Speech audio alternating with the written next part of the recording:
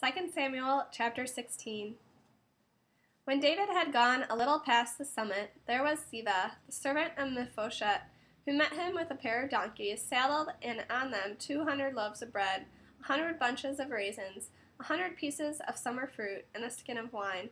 The king said to Ziba, "What do you mean by these?" Ziba replied, "The donkeys are for the king's household to ride on, the bread and summer fruit are for the young men to eat, and the wine is for those who collapse in the desert to drink."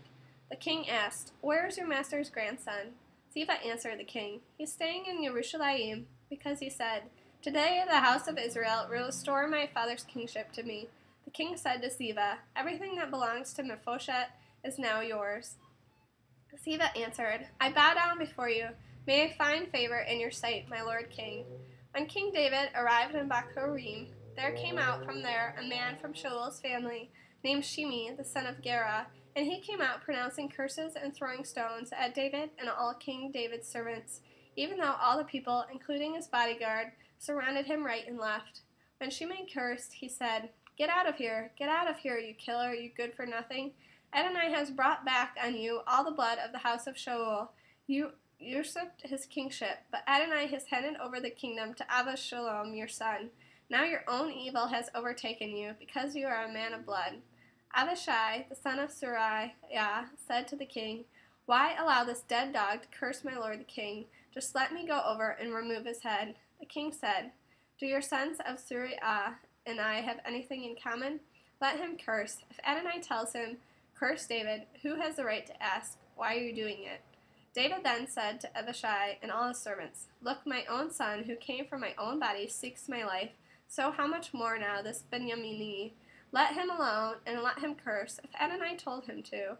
Maybe Adonai will notice how I am treating him, and Adonai will reward me with good instead of his curses."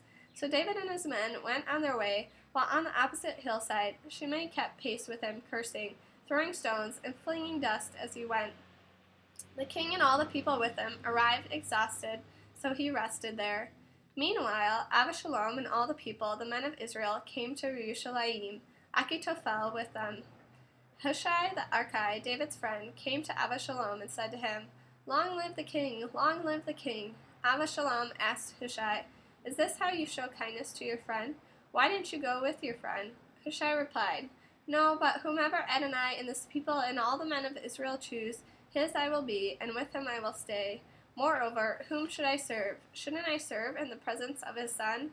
Just as I have served in your father's presence, so will I be in your presence." Avashalom said to Achitophel, "Give your advice as to what we should do." Achitophel answered Avashalom, "Go in and sleep with your father's concubines, the ones he left to take care of the palace.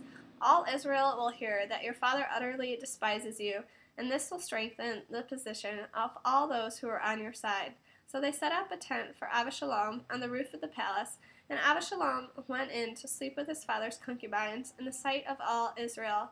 In those days, Achitophel's advice was regarded as highly as if someone had sought out the word of God. It was this way with Achitophel's advice, both to David and to Avashalom.